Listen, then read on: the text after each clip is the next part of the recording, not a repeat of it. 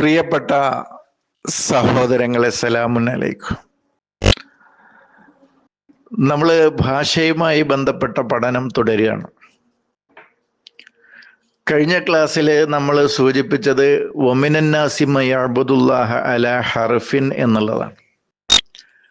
ഹർഫിൽ മാത്രം ഒതുങ്ങി നിൽക്കുന്ന ആളുകൾ, അങ്ങനെ ദൈവിക ആശയങ്ങളെ അങ്ങനെ ആ രൂപത്തിൽ മനസ്സിലാക്കും. ഇപ്പൊ ഹർഫ് എന്ന് പറയുന്നത് ഞാൻ പറഞ്ഞില്ല, ഹർഫ് എന്ന് പറയുന്ന ഒരു അക്ഷരം തന്നെയാണ് അതിൻ്റെ അർത്ഥം. അല്ലാതെ ഒരു വക്കത്ത് നിന്നിട്ട് അള്ളാഹുവിനെ ആരാധിക്കുന്ന ആളുകളുണ്ട് എന്നല്ല അർത്ഥത്തിനല്ല. അള്ളാഹ്ക്ക് ഇബാദത്ത് എടുക്കുന്ന ആളുകളുണ്ട് എന്നല്ല. യഅ്ബുദുല്ലാഹ എന്ന് പറഞ്ഞാൽ അള്ളാഹുവിൻ്റെ നിയമവ്യവസ്ഥിതിക്ക്, അവൻ്റെ അറിവുകൾക്ക്, അവൻ്റെ ജ്ഞാനത്തിന് കീഴടങ്ങുന്ന, അതിന് വിധേയപ്പെട്ട് കഴിയുന്ന ആളുകളുണ്ട് തന്നെയാണ് അതിൻ്റെ അർത്ഥം. അത് അക്ഷരങ്ങളിലൂടെയാണ് അവർ മനസ്സിലാക്കുന്നത് അള്ളാഹുവിനെ എന്നാണ്. ആ അക്ഷരങ്ങൾ ആശയങ്ങളാണ് നൽകേണ്ടത് എന്നാണ് നമ്മൾ കഴിഞ്ഞ ക്ലാസ്സിൽ സൂചിപ്പിച്ചത്. ഹർഫിൽ നിന്ന് കലിമത്തിലേക്കും, കലിമത്തിൽ നിന്നും ജുംലയിലേക്കും, ജുംലയിൽ നിന്നും മആനി ആശയങ്ങളിലേക്കുമാണ് പോകേണ്ടത്. അല്ലാതെ അവിടെ നിന്നുകൊണ്ട് ഖുർആനിക ആശയങ്ങൾ, ആ ദൈവികമായ ആശയങ്ങൾ നമ്മൾ മനസ്സിലാക്കല്ല വേണ്ടത് എന്നാണ് നമ്മൾ സൂചിപ്പിച്ചത്. കലിമത്തുകളെ ഹർഫാക്കി മാറ്റുന്ന പണി ചെയ്യരുത് എന്നാണ് നമ്മൾ കഴിഞ്ഞ ക്ലാസ്സിൽ സൂചിപ്പിച്ചതിൻ്റെ രത്നച്ചുരുക്ക്. അതിൻ്റെ ഒരു വിശദീകരണമാണ് ഇന്ന് ഞാൻ ഒന്നുകൂടി അത് വിശദമായി വിശദീകരിക്കാനാണ് ഉദ്ദേശിക്കുന്നത്. അപ്പോൾ നമ്മൾ അല എന്നുള്ളത് ഞങ്ങളൊക്കെ പഠിച്ചിട്ടുള്ളത്, എൻ്റെ സഹോദരങ്ങളും പഠിച്ചിട്ടുള്ളതിൽ പല ഉസ്താദുമാരൊക്കെ ഉണ്ട്, അവരും പഠിച്ചിട്ടുള്ളത് അല ഹർഫ് ജറാണ്, ജറിൻ്റെ ഹർഫാണ് അല. എന്നാൽ നമ്മുടെ ഈ വായനയിലേക്ക് അതിൻ്റെ ആശയത്തിലേക്കാണ് പോവുക. ജറിൻ്റെ ഹർഫാണ്, ബി ജറിൻ്റെ ഹർഫാണ്, മിന്ന് ജറിൻ്റെ ഹർഫാണ്, തഹത്ത ഫൗക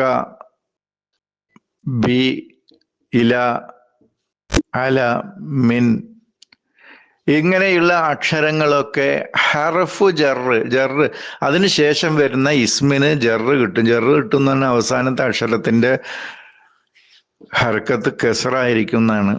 ഇപ്പോൾ അലത്താവിലെത്തി ബി ബദിരിൻ, ബി ബദറ എന്ന് പറയില്ല, ബദറു എന്ന് പറയില്ല, ബി വന്നുകൊണ്ട് ബദിരിൻ, റാക്ക് അവസാനം കെസറായി. അതാണ് ജറ് എന്നാണ് അതിന് പറയാ. അത് ആഴത്തിൽ പഠിക്കുന്ന ആളുകൾക്ക് വേണ്ടിയിട്ട് ഞാനൊന്ന് സൂചിപ്പിച്ചു എന്ന് മാത്രമേ ഉള്ളൂ.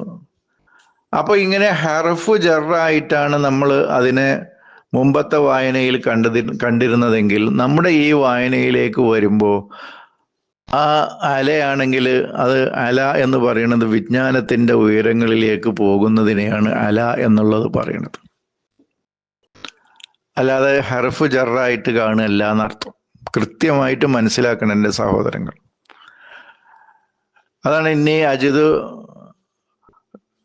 ഇന്നി റായിത്തു ആനസ്തു നാറൻ ലാലി അജിദു അലന്നാരി ഹുദ. അലന്നാരി എന്ന് പറഞ്ഞാൽ ഈ നാറിൻ്റെ മുകളിലേക്ക്, അതിൻ്റെയും അപ്പുറത്തേക്ക് പോയിട്ട് ഞാൻ ഹുദ കണ്ടെത്തും എന്നാണ് അതിൻ്റെ. അല എന്നുള്ളത് അലന്നാരി, അല വന്നതുകൊണ്ടാണ് അലന്നാരി എന്ന് പറയുന്നത്.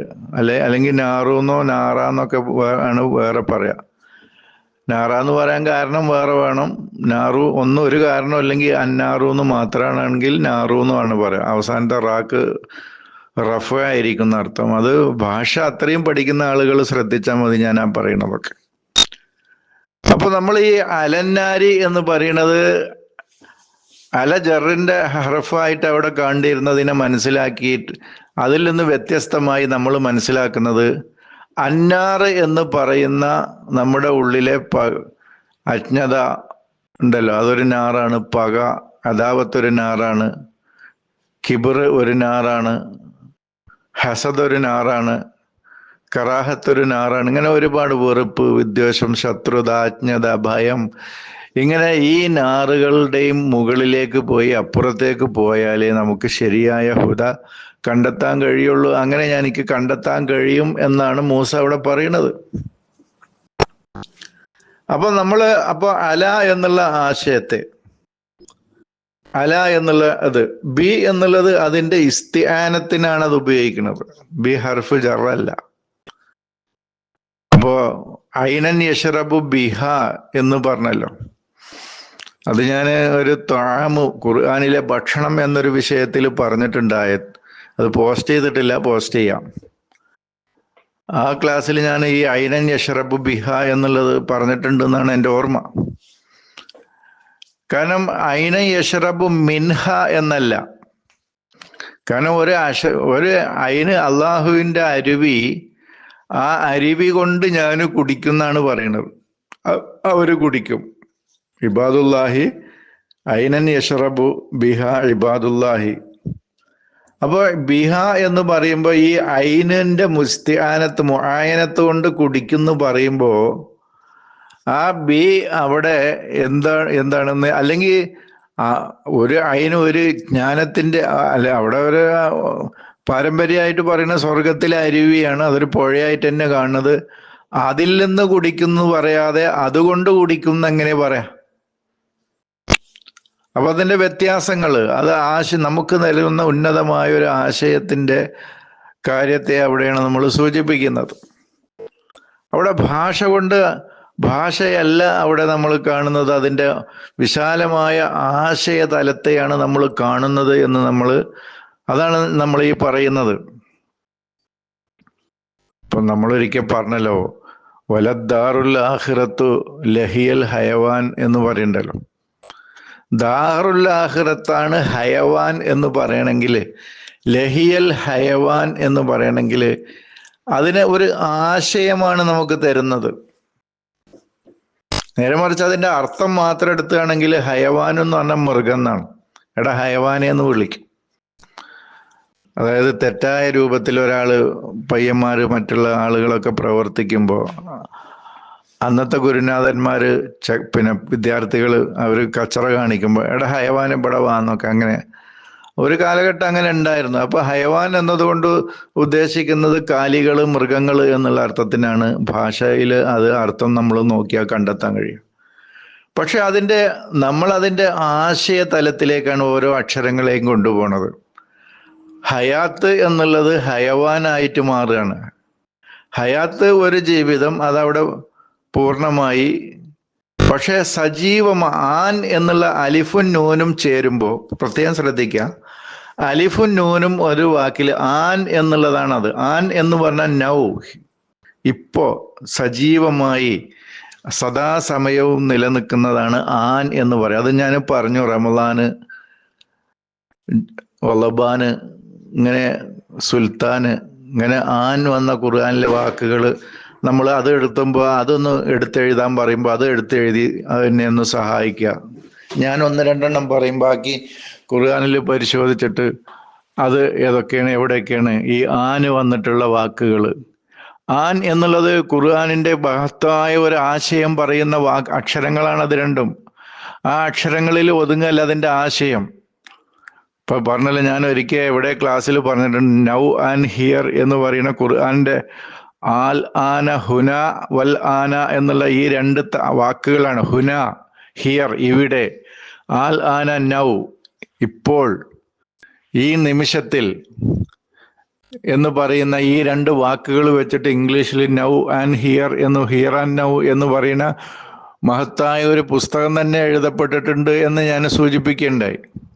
എൻ്റെ കയ്യിലുണ്ട് ആ പുസ്തകം ഇംഗ്ലീഷിൽ. അപ്പോൾ നമ്മള് ആൻ എന്ന് പറയുന്നത് അത് ലൈവായിട്ട് നൗ, ഇപ്പൊ നിലനിൽക്കുന്ന അതാണ്, ഇപ്പൊ ജീവിക്കുന്നതാണ് യഥാർത്ഥ ജീവിതം എന്നുള്ളതാണ് അവിടെ വരുന്നത്.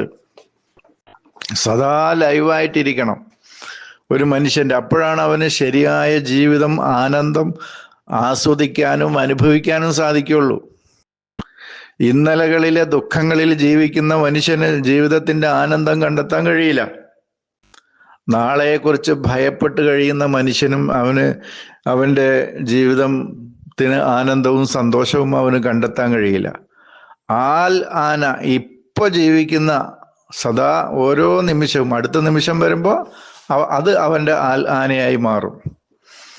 അതാണല്ലോ ആൽ ആന ജീത്ത ബിൽ ഹക്കി എന്ന് പറയുന്നത്. ഇപ്പൊ എന്താണോ ലഭിക്കുന്നത്, ഇന്നലെ കിട്ടിയതല്ല. ഇന്നലെ കിട്ടിയതിൽ ഇന്നേക്ക് മാറുമ്പോൾ ഒരുപാട് മാറ്റങ്ങൾ അവിടെ വരും നമ്മുടെ ജ്ഞാനത്തിൽ. അതാണ് ഹക്കായിട്ട് മാറുക. ഇനി നാളെ ഒരു ആന നമുക്ക് വരും, അല്ലെങ്കിൽ അടുത്ത നിമിഷത്തിൽ, അല്ലെങ്കിൽ ഒരു മാസം കഴിഞ്ഞിട്ട് നമുക്ക് നമ്മുടെ ജ്ഞാനം ആനയായിട്ട് നിൽക്കണം. അപ്പോഴാണ് അത് ഹക്കാവുള്ളൂ. ഇത് വലിയൊരു ആശയാണ്. ഇപ്പൊ എൻ്റെ സഹോദരങ്ങളിൽ അറിവുള്ള ആളുകൾ, ചിന്തിക്കുന്ന ആളുകൾ ഉണ്ട് എന്ന് എനിക്കറിയാം. അവർക്കൊക്കെ ഒരു പുസ്തകം, വലിയൊരു പുസ്തകം എഴുതാൻ തന്നെ പറ്റുന്ന ഒരു ആശയത്തെയാണ് ഈ അലിഫും നൂനും എന്ന് പറയുന്ന ഈ അക്ഷരം നമുക്ക് തരുന്ന മഴാനി, ആശയം നമുക്ക് തരുന്ന നമ്മുടെ ജീവിതത്തിൽ മാറ്റം ഉണ്ടാക്കുന്നത്. അപ്പോൾ അതാണ് നമ്മൾ ഹർഫുകളിൽ നിന്ന് മഴാനിയിലേക്കുള്ള യാത്രയാണ് നമ്മുടെ ഈ വായന എന്ന് പറയുമ്പോൾ. അത് ഒരു ചില്ലറ തത്വമല്ല, ഒരു ചെറിയ പിന്നെ ആശയമല്ല ലോകത്തിന് കൊടുക്കുന്നത്, നമുക്കൊക്കെ തന്നുകൊണ്ടിരിക്കുന്നത്. ഇപ്പോൾ മറിയം ഒരു മരത്തിന്റെ ചുവട്ടിൽ നിന്ന് വിളിച്ചു എന്ന് പറയുന്നതും ആ തഹത്തക്ക് വൈജ്ഞാനിക രംഗത്ത്, ആശയരംഗത്ത് ഓരോ വ്യക്തിയും തഹത്തയിൽ താഴെയാവുമ്പോഴാണ് എനിക്ക് പിന്നെ ഒരു വഴി തുറന്നു തരണം. ഒനാദഹാമിൻ തഹത്തിഹ റബ്ബുഹ എന്ന് പറയുന്നത് അവിടുന്നാണ് മറിയമ്മിന്റെ റബ്ബ് പറയുന്നത്. ആ അവസ്ഥയിലായിരിക്കുമ്പോൾ, ആ ഒരു അവസ്ഥയിലൂടെ ഞാനും നിങ്ങളും ലോകത്തുള്ള ഓരോ മനുഷ്യനും ആത്മീയ രംഗത്ത് അതിൻ്റെ തഹത്തയിലൂടെ കടന്നു പോകുമ്പോൾ നമ്മുടെ റബ്ബ്, നമ്മുടെ ഉള്ളിലെ റബ്ബ് നമുക്ക് വഴി തുറന്നു തരികയാണ് ചെയ്യണത്. ഇത് ലോകത്ത് ഓരോ മനുഷ്യരിലും സംഭവിക്കുന്ന ഒരു ആശയമായിട്ടാണ്. നേരെ മറിച്ച് അതൊരു ചരിത്ര സംഭവമായി ഏതോ മരത്തിന്റെ താഴെ ഇരിക്കുമ്പോൾ മറിയമിനെ അവിടുന്ന് ആകാശത്തിരിക്കുന്ന റബ്ബ് വിളിച്ചു എന്ന് പറഞ്ഞാൽ ആ ആശയം അവിടെ ചുരുങ്ങി, അവിടെ അവസാനിച്ചു. അത് ലോകത്തിന് ഒരു ഗുണവും നൽകുന്നില്ല. അപ്പോൾ ഒരു തഹത്തയെ നമ്മൾ അതിൻ്റെ ആശയ തലത്തിൽ കാണുമ്പോൾ ഇന്നും ആ അക്ഷരം ഓരോരുത്തരിലും ജീവിക്കുകയാണ് ചെയ്യുന്നത്, ആശയമായിട്ട്. അതിനാശയമായിട്ട് കാണുമ്പോൾ ഞാനിതൊക്കെ ഓരോ സൂചനകൾ മാത്രമേ നൽകണുള്ളൂ. ഞാൻ അബ് എന്നുള്ളത് കഴിഞ്ഞ ക്ലാസ്സിൽ സൂചിപ്പിച്ചു. അബ് എന്ന് പറയുന്നത് ഒരു ബയോളജിക്കൽ പിതാവായിട്ട് കണ്ട അത് അവിടെ അവസാനിച്ചു. ഞാൻ സയ്യിദ് ഇബ്നു മുഹമ്മദ് അല്ലെങ്കിൽ സയ്യിദ് അല്ലെങ്കിൽ സയ്യിദ് അലവി ഇബ്നു മുഹമ്മദ് എന്ന് പറഞ്ഞാൽ കഴിഞ്ഞു. മുഹമ്മദിന്റെ മകൻ സയ്യിദ് കഴിഞ്ഞു. നേരെ മറിച്ച് നമുക്ക് വഴികാട്ടിയായ അബും നമ്മളെ വഴി തെറ്റിക്കുന്ന അബും ഉണ്ട്.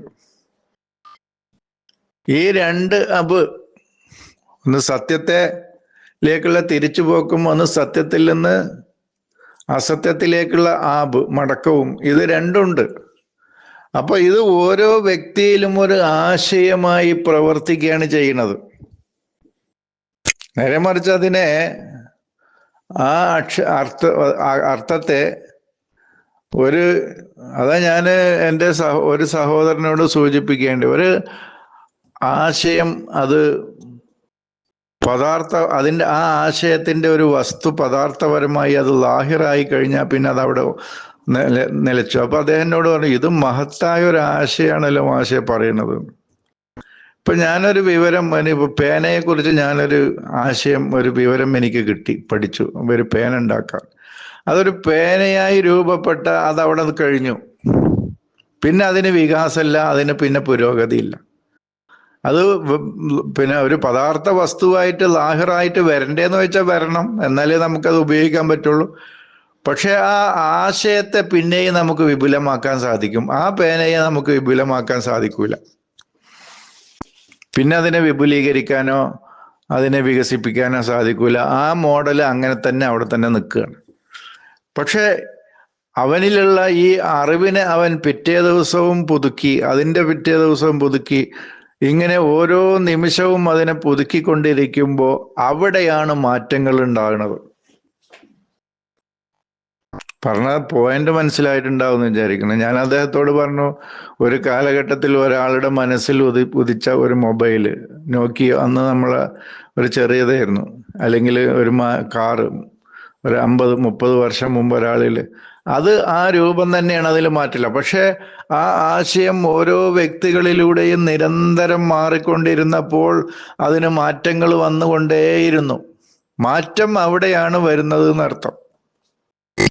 അതൊരു രൂപമായി മാറുമ്പോൾ അത് പിന്നെ ജാമിദായി, പിന്നെ അവിടെ ഉറച്ചു, അതിന് പിന്നെ മാറ്റല്ല. അത് ഒരു പദാർത്ഥ വസ്തുവായിട്ട് രൂപപ്പെടുമ്പോൾ ആ ആശയം. അപ്പോ ഞാന് ഇനി ഇങ്ങനെയാണ് പറഞ്ഞു പോകുകയാണെങ്കിൽ ഒരുപാട് കാര്യങ്ങൾ ഇതുമായി ബന്ധപ്പെട്ട് ഒരക്ഷരം ആ അക്ഷരമായി നിൽക്കുമ്പോഴും അത് ആശയമായി വരുമ്പോഴും, ഒരു കലിമത്ത് അല്ലെങ്കിൽ ഒരു വാക്ക് അത് ഒരു പദാർത്ഥ വസ്തുവായിട്ട് അവിടെ നിൽക്കുമ്പോഴും അതൊരാശയമായി മാറി അതിനെ നമ്മൾ മാറ്റുമ്പോഴും ഒക്കെ ഉണ്ടാകുന്ന മാറ്റം, ഇങ്ങനെ ഓരോ വാക്കുകളും എടുത്ത് വിശദീകരിക്കുകയാണെങ്കിൽ നമുക്ക് മണിക്കൂറുകൾ, ദിവസങ്ങൾ, ആഴ്ചകൾ, മാസങ്ങൾ അങ്ങനെ പറഞ്ഞു പോകേണ്ട കാര്യങ്ങളുണ്ട് മുസ്ഹഫിൽ. അവ തമ്മിലുള്ള മാറ്റം ഇതൊക്കെ നമ്മൾ ചിന്തിക്കുക, ഓരോരുത്തരും ചിന്തിക്കുക, പഠിക്കുക, മനസ്സിലാക്കുക. അപ്പോൾ ആ രംഗത്തുള്ള നമ്മുടെ അറിവുകൾ പങ്കുവെക്കുക.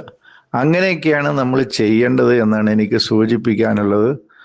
അപ്പോൾ ഹർഫ് അക്ഷരങ്ങളിൽ നിന്ന് നമ്മൾ ആശയങ്ങളിലേക്കാണ് പോകേണ്ടത് എന്നുള്ളതാണ് നമ്മൾ സൂചിപ്പിക്കുന്നത്. ഇത്രയും കാര്യങ്ങളൊന്ന് കേൾക്കുക, ബാക്കി അടുത്ത ക്ലിപ്പിലൂടെ വിശദീകരിക്കാം. സലാം.